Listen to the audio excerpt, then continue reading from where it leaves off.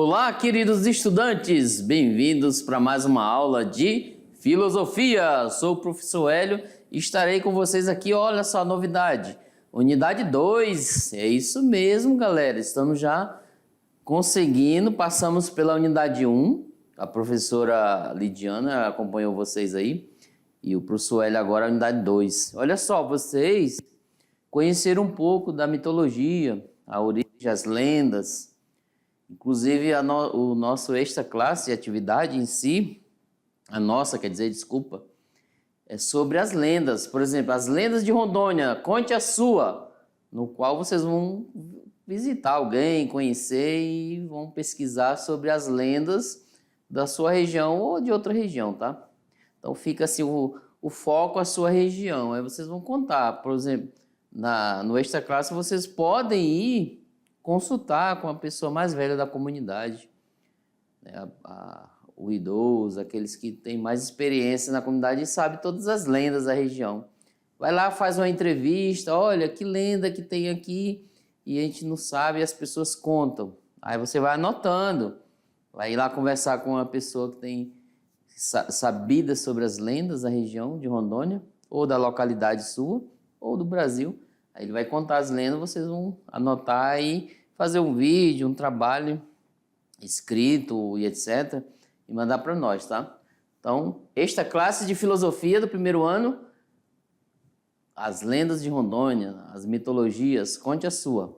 Sou o professor aqui, você já sabe que eu estou junto com a professora Lidiana, correto? Nós dois, ó. Unidade 2, galera, olha só. E esses objetos de conhecimento da unidade 2 estão aqui. Hoje nós iremos começar com o nascimento da democracia ateniense, tá? Vamos verificar um pouco. Filosofia grega clássica, os sofistas e Sócrates. A gente vai conhecer um pouco que palavra é essa. Filosofia grega clássica, Platão e Aristóteles. Olha só, já é os socráticos, ok? E algumas escolas, a greco-romanas e helenística, a parte 1, está dividida em duas partes, ó, a parte 2.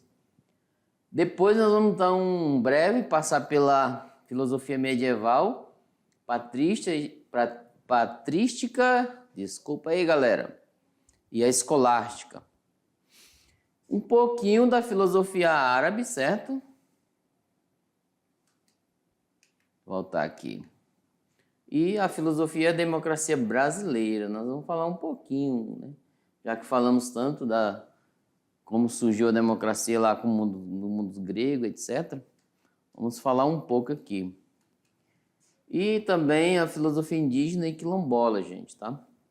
Aqui pode-se dizer que é uma etnofilosofia, ok? Olha só. Então, nós vamos ver um pouco sobre a etnofilosofia, ou seja, é uma filosofia que envolve as questões indígenas, africanas, quilombolas, etc. E a aula de hoje é esta, ó. O nascimento da democracia lá em Atenas, ateniense, a localidade de Atenas. E nessa aula nós temos 3 tópicos. A democracia como forma de governo e liberdade da população. O debate na ágora, isso aqui é um espaço público, tá? É a democracia direta. E o espaço público e privado. Então tá aí, galera, ó. Já ouviram falar sobre a democracia ateniense aí? O que vem na mente de vocês quando se pronuncia essa palavra? Democracia ateniense. A ideia em si aqui é mostrar para vocês, basicamente, no âmbito da história, na história da filosofia também, de onde surgiu a democracia, ou seja, vocês perceberam que democracia significa demos, né, a população que mora naquela localidade do demos, e kratia se escreve assim, que é poder, ou seja, o poder daquele povo que estava ali. Então é nessa perspectiva. E Atenas, a cidade, ela está embaixo, ó, vocês veem uma imagem mais ou menos de como funcionava. Então é nessa perspectiva. Então, no âmbito da filosofia, a gente foca muito a questão de Atenas, dos gregos. Tem também outras populações, tá? No âmbito da mitologia nórdica. Nós vimos lá na unidade 1 a mitologia grega, a mitologia romana. Então, assim, existem outros povos em torno ali da Grécia. Mas, de forma geral, quando tudo começou, sempre foca a questão da Grécia Antiga, ok? Vamos lá, continuando, olha aí. Então, a democracia como forma de governo e liberdade do povo. No âmbito da filosofia pré-socrática, por que é isso? Porque é antes de Sócrates, tá? Que Sócrates, tá? É antes dele, lá no século 6 a.C. Estava centrada no problema cosmológico. O que é um problema cosmológico? Né? O cosmos, né? Cosmologia.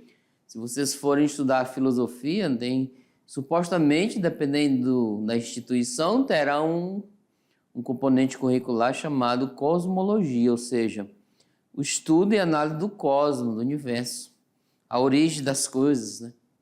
Nessa perspectiva. Então, esse período pré-socrático, a professora falou antes, o período da filosofia, ele é antes, é o início, depois da mitologia, tá? Com Tales de Mileto, que a água deu origem a tudo, Anaximandro, Anaxímenes, etc.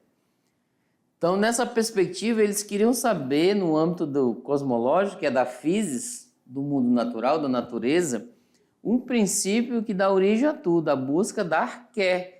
Na aula anterior, a professora na unidade 1 falou sobre arché. Pode-se ler arché ou arqué, tá? Nessa perspectiva. Essa arqué é o princípio que dá origem a tudo. Imagine você, só que essa origem que você fala da ideia é algo já pronto, só surgiu uma ideia do material, tá? Não surgiu do nada. Por exemplo, qual a arqué do banco que você construiu aí na sua escola, um banquinho de sentar? Então, é um princípio que deu origem a ele. Qual foi a ideia? O homem, na sua individualidade, olha só, encontrava-se sob o abrigo, né, da natureza, a ordem do mundo natural. Então, está nessa perspectiva. Agora, o olhar humano, lembra que na unidade 1 vocês viram que todas as explicações eram feitas tendo como base a mitologia, ou seja, se chovesse, desse trovão, aí tinha uma mitologia para tal. Se desse um vento forte, muito forte, era o deus eólico, etc. Um trovão, um raio, quando era na nórdica, na mitologia, era o Thor, e no grego era o Zeus, etc. Então, é nessa perspectiva, eles davam explicações para os fenômenos naturais e a origem das coisas através da mitologia, que se encerrou com os primeiros filósofos, tá? Então, eles queriam uma explicação mais adequada, mais científica, mais analítica, né? Vamos dizer assim, com reflexões, com base de dados. Assim como vocês, ao fazer uma extra classe, um trabalho de atividade, vocês têm que ter uma análise, tá? Uma reflexão. Como que eu irei fazer? De que maneira? Qual o objetivo? O que eu pretendo de inovação dentro desse trabalho? Então, assim, o olhar humano, ele era um olhar, né, fora de si. Então, os pré-socráticos, eles queriam olhar os filósofos da natureza, algo fora. Não queriam mais olhar a questão do cenário, né? Eles olhavam para o céu, olhavam para tudo. Eles queriam saber por que chove, por que amanhece, a noite escurece, etc. Então, era um período chamado de filosofia naturalista, tá aqui. Tudo que estava envolvendo a questão da natureza, ou cosmológico, está aqui a palavra, da física, da natureza ou cosmológico. Então, eles queriam saber como as coisas se originaram. É legal isso, imagine vocês aí iniciando, né, nesse percurso do primeiro ano, a filosofia. Vocês se perguntaram lá no início, para que serve filosofia? Para que eu vou estudar isso? Já aí está, já vocês vão querer saber como surgiu as coisas.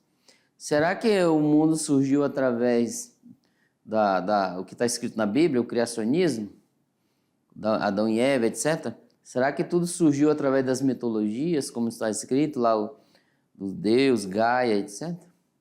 Ou nos contos, né, das comunidades tradicionais? E aí? Então vocês podem já dar o pontapé inicial e começar a pesquisa, ok? Voltando lá, olha só. Então assim, galera, ó, deixa eu voltar que eu me adiantei. Durante o século V a.C., o problema antropológico, ó, estudo do ser, tá? Antropo é ser. Vai tomando corpo, sobrepondo-se progressivamente ao cosmológico. Então tá aqui, ó. A reflexão filosófica se coloca das colônias gregas da Ásia Menor para a Grécia. Então é nessa perspectiva, vindo para a Grécia continental, para Atenas especificamente, que acabava de sair vitoriosa da guerra contra os persas.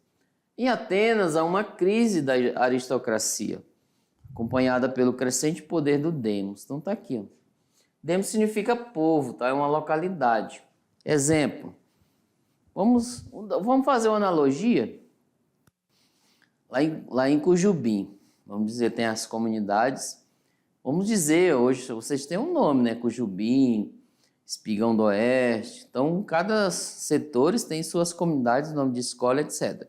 E lá não era diferente. Então, Demos era uma localidade.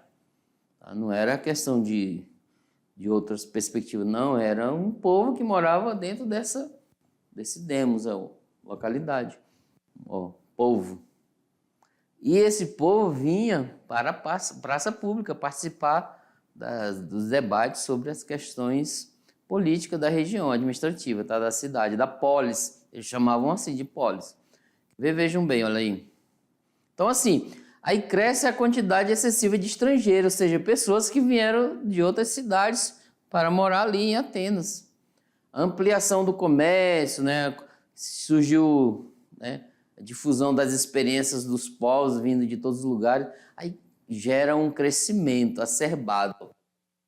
A partir disso, gente, olha só aqui, 510 a.C., século VI, 4, Atenas passa pela grande reforma.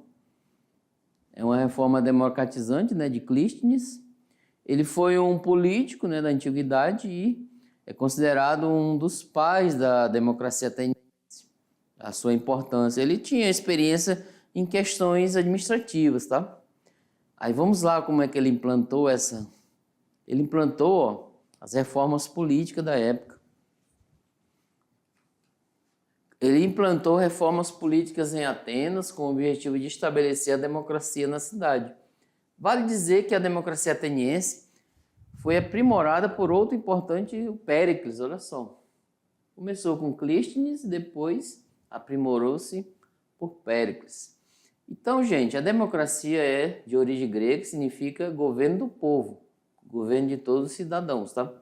Então, é nessa perspectiva, assim, veio um crescimento acerbado da população, de estrangeiros, para Atenas, para a Grécia, etc. E, diante disso, houve a necessidade, porque quando está um aglomerado de pessoas, se não tiver uma regra, ou regras, cria-se um conflito, né? Debates, cada um vai querendo visar a sua própria opinião, etc. Então, nessa perspectiva, Clístenes, depois com a aprimoração de Péricles, foi necessário criar regras administrativas através das cidades polos, tá? Então, eles criaram nessa perspectiva e dizem, ó, nessa cidade aqui, por exemplo, em Atenas, existem regras a serem seguidas. E etc. Vocês vão ver ao longo da história aí, tá? Da nossa módulo 1 de filosofia. Então, existem regras colocadas, né? Por exemplo, a democracia foi uma invenção dos gregos da antiguidade, olha só. Que elaboraram, né, teoricamente, esse conceito, implantaram o regime democrático Anota aí no seu caderno, tá? No início, nós pedimos para vocês criarem uma agendazinha, um diário de bordo, pode se chamar assim também, ao qual vocês vão anotar as palavras novas que vão surgindo. Anotem democracia e o significado dela. Anotem polis, ó, cidade-estado, então são as cidades, polis, e coloca lá na sua agenda e vocês vão anotando para depois, vocês estiverem estudando, conversando, você já tem lá algo como base, tá? Coloca essa agenda ao lado, sempre vai usar ela, etc. Continuando, olha aí.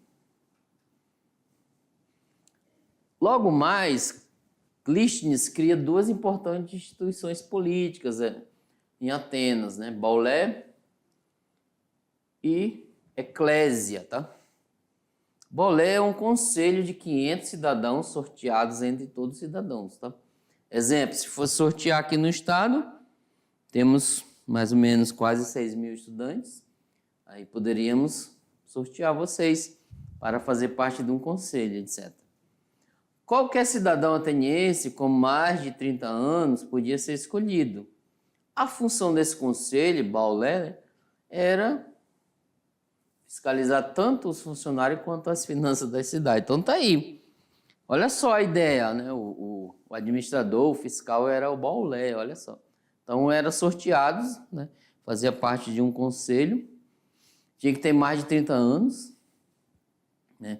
Por exemplo, vocês aí escolhem no Grêmio, né? O Grêmio estudantil. Aí vão sortear, escolher, eleger as pessoas para administrar, fazer parte desse grupo do Grêmio. Tá?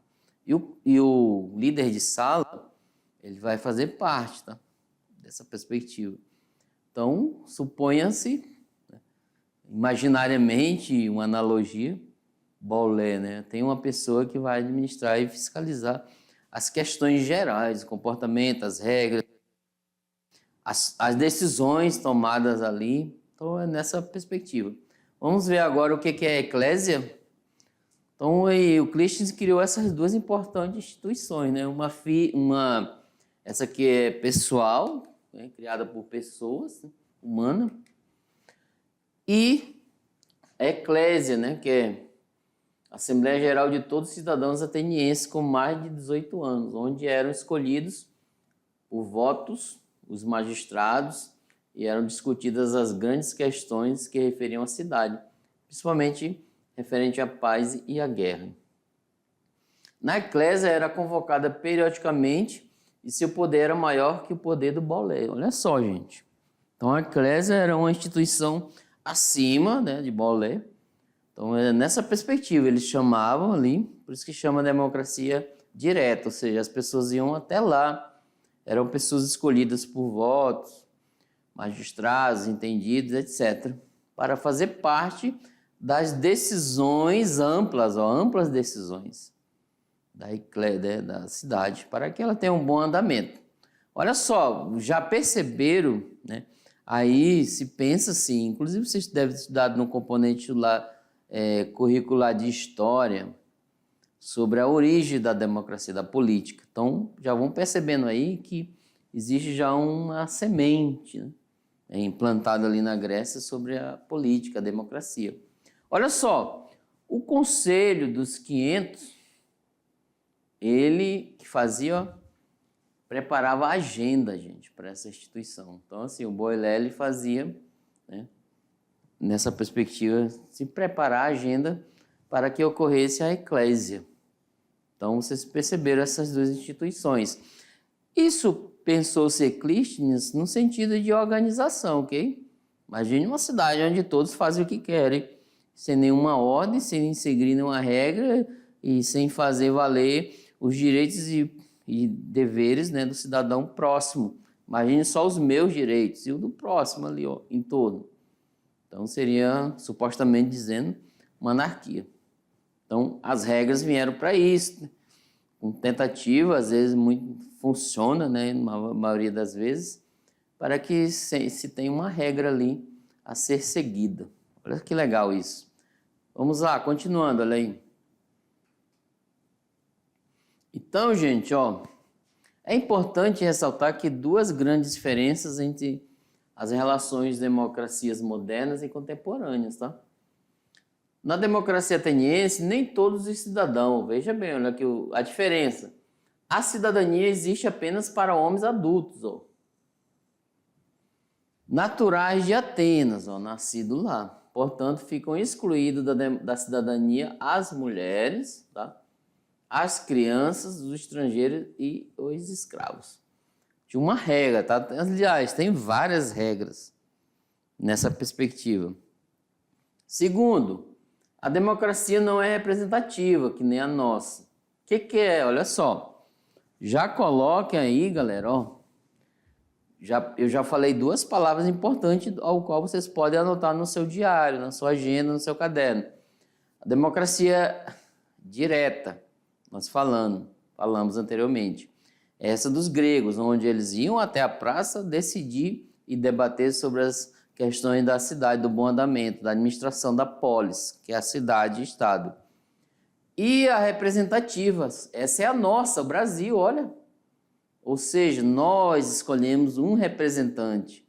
Vocês, 16 anos, a partir desse ano já começa a participar, a cidadania, ok? Já escolheu um representante para sua cidade, olha que bacana isso. Vocês podem participar e escolher quem será a pessoa mais adequada para tal, ok? Vamos lá, continuando. Tudo isso pelo voto. Então, a direta, né, na qual os cidadãos participam diretamente das discussões e decisões pelo voto. Na democracia ateniense não são aceitas distinções e privilégios entre os cidadãos. Não se aceita oligarquia, tá? Ou seja, grupos, né? Grupos privilegiados. Segundo o dicionário, olha só, oligarquia, forma de governo em que o poder está centrado nas mãos de poucas pessoas, ou seja, famílias, etc. Então, são grupos, oligarquias. Aí, às vezes, o cidadão hoje, atualmente, vai querer fazer a vontade só desses grupos. E a população em geral, como é que fica? Então, é nessa pegada, nessa perspectiva, que se faz necessário que não haja essa distinção, ok? Mesmo sabendo que poderá ocorrer. Agora, dois são os princípios fundamentais que identificam a cidadania grega: a isonomia e a issegoria.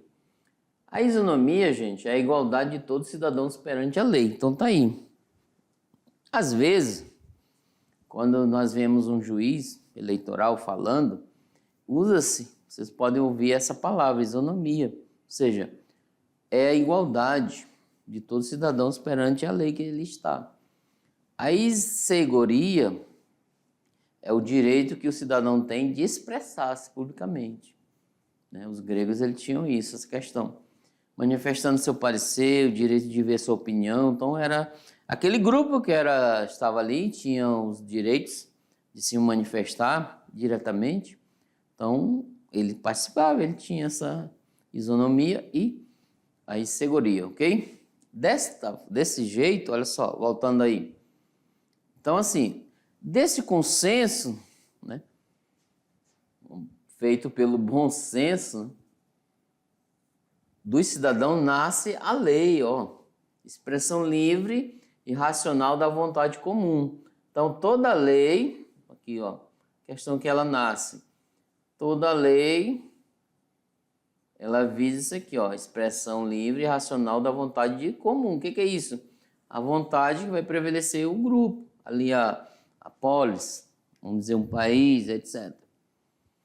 Com a democracia, a função soberana não cabe a alguém ou alguns, mas, ó, a lei, a expressão da vontade coletiva ou do bem comum. Tá bom? Comum a todos, onde todos podem participar. Então, vocês perceberam aí, nessa perspectiva, a questão da democracia ateniense. Nós falamos aqui nas nossas aulas, é algo breve, ou seja, aqueles estudantes, vocês mesmos, se gostarem, se identificarem, criarem afinidade ou empatia com o contexto, o conteúdo, o objeto de conhecimento, podem ir além, tá? Não fique só apenas aqui na MEIA, né? No professor Hélio, professora Lidiana, não, vão além. Procure, pesquise, olha, eu quero fazer parte e saber um pouco mais sobre política, sobre as questões, isso, por que ocorrem essas questões em geral em torno da política. Então é legal, né? Não fique só aí. Sabe por quê? Aí no sítio, aí na comunidade tradicional, ou seja, quilombolas, ou seja, indígenas, ou seja, rural no campo, urbana, ribeirinha, etc., vocês têm um âmbito político aí, claro. Tem as regras, tem os regimentos, tem os combinados, etc., para que vocês possam viver melhor, em grupo, coletivo, etc. Então, pesquise e faça essa analogia. Olha, que também funciona de uma forma política. Isso é legal, tá? Não fique só aí, né, parado e se movimente e vão além, ok? Continuando agora o próximo tema, o debate. Gente, essa palavra, já anota aí, ó, na Ágora.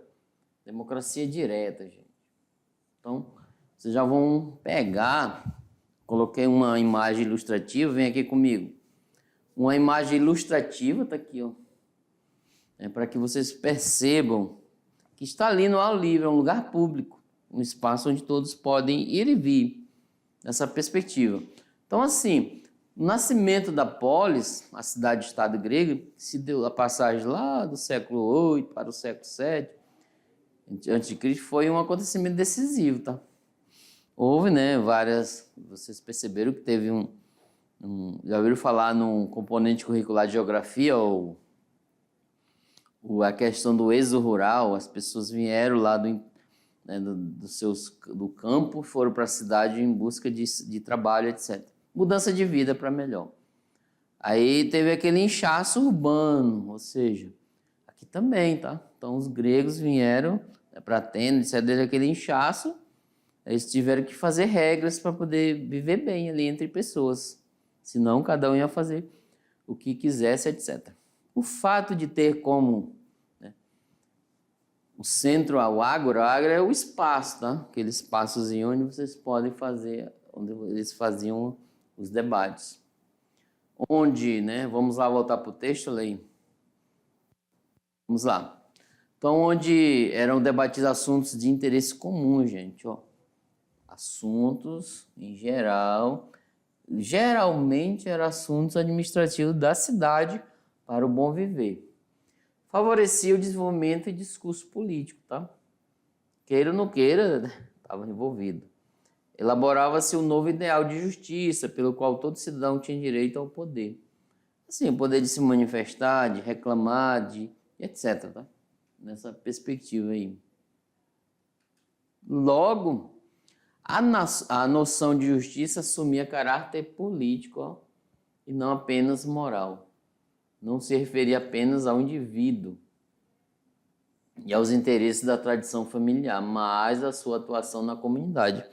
Vocês perceberam aí que percebe-se que antes de se criar um sistema político administrativo, política em si é uma questão administrativa de uma localidade, tá, que envolve várias pessoas, tinha tradição familiar. Então, as famílias, elas se conflituavam umas com as outras. A minha família não se dava bem com a outra, etc.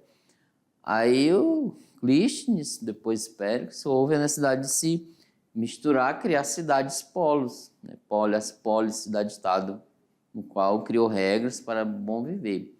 Então, assim, a polis se construía, né, pela autonomia da palavra, não mais palavra mágica, né, do mito, né, da mitologia em si, mas enunciava pelos deuses, mas a palavra humana, né, do conflito, da discussão, da argumentação, ao ponto que vocês vê lá em Sócrates, uma aula lá na frente que nós iremos futuramente, o Sócrates era um pensador que instruía o poder da argumentação, ou seja, ele ensinava os jovens da época a retórica. Nós vamos perceber essa palavra também ao longo das nossas aulas.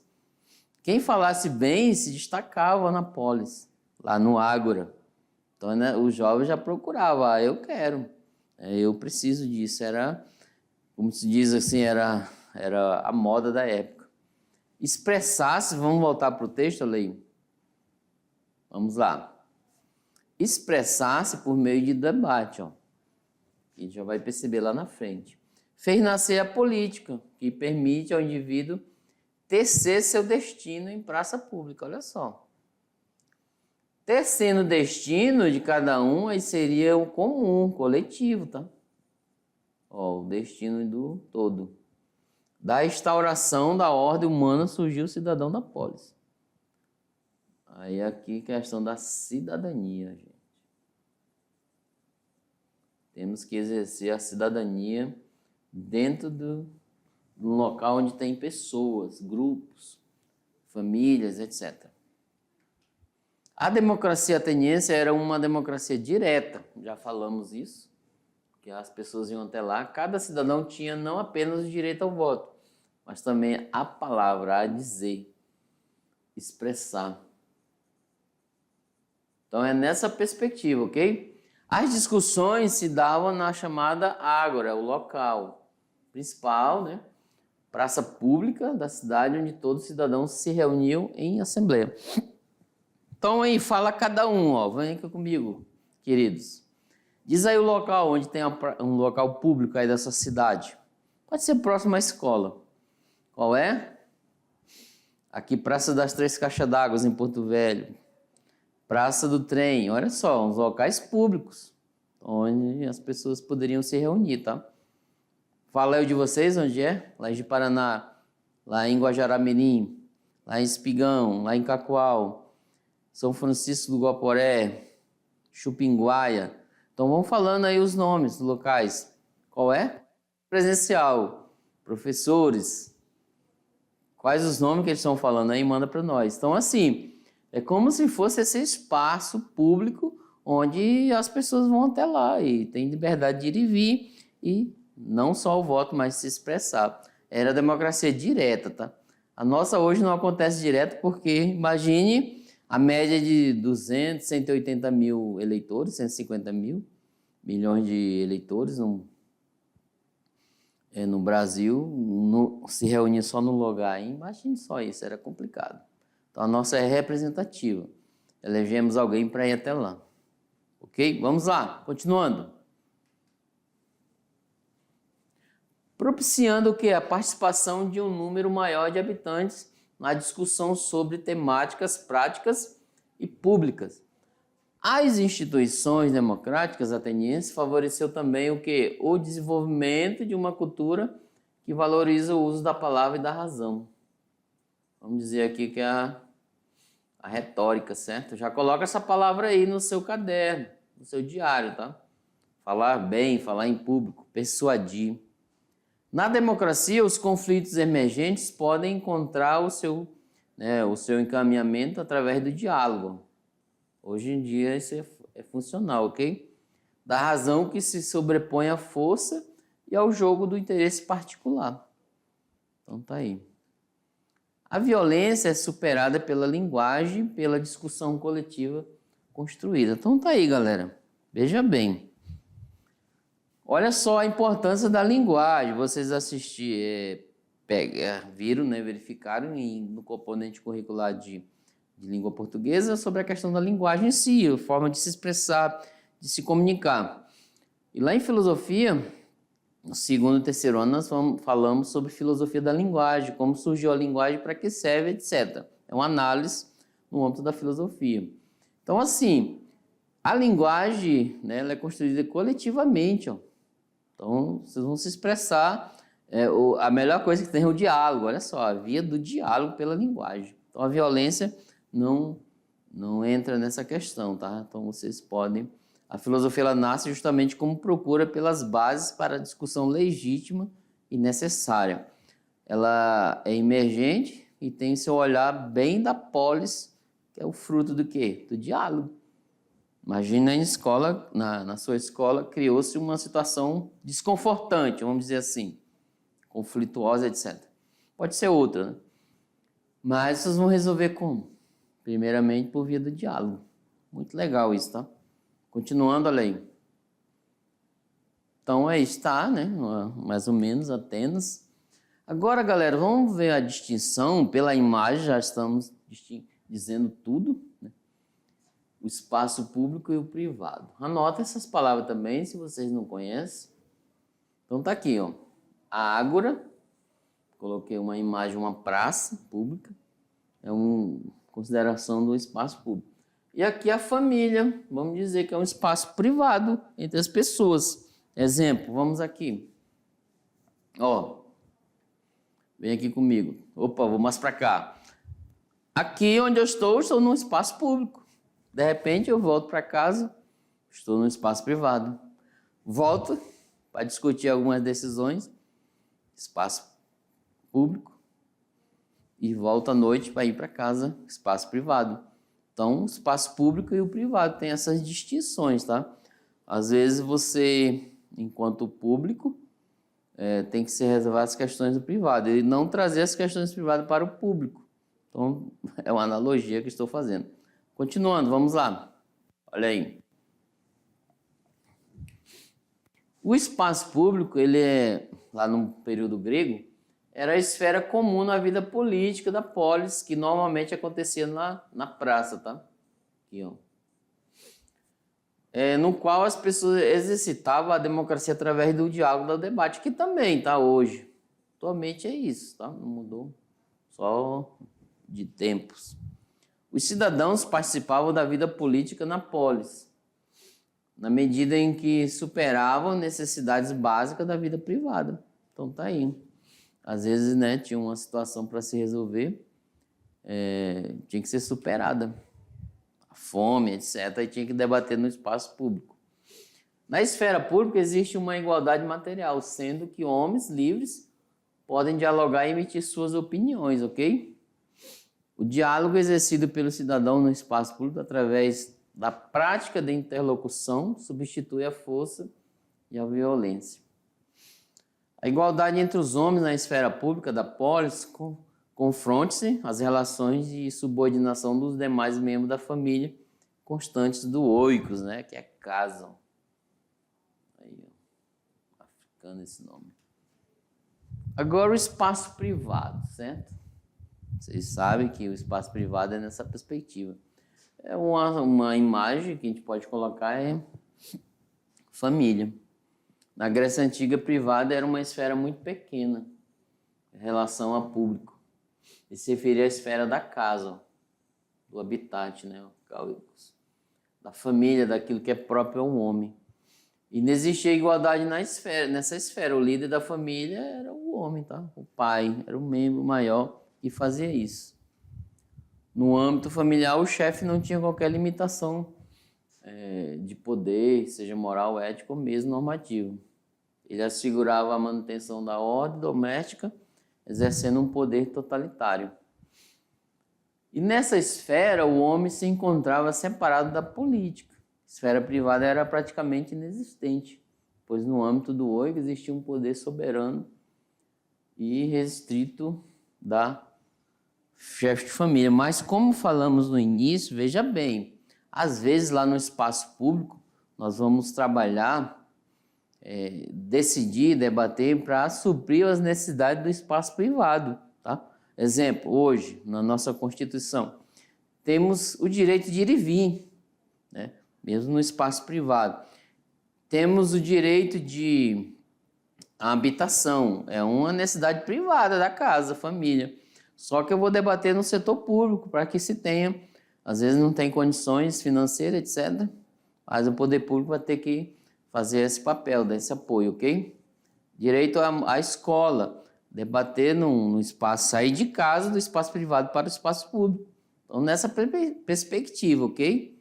Então, é diante disso que o espaço privado e o público cria-se uma relação, tá? Mas o maior poder em si é o espaço público para dentro.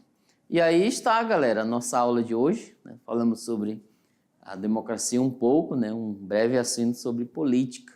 No primeiro ano, já saindo lá dos pré-socráticos, né? Da mitologia, vamos falar um pouquinho de política.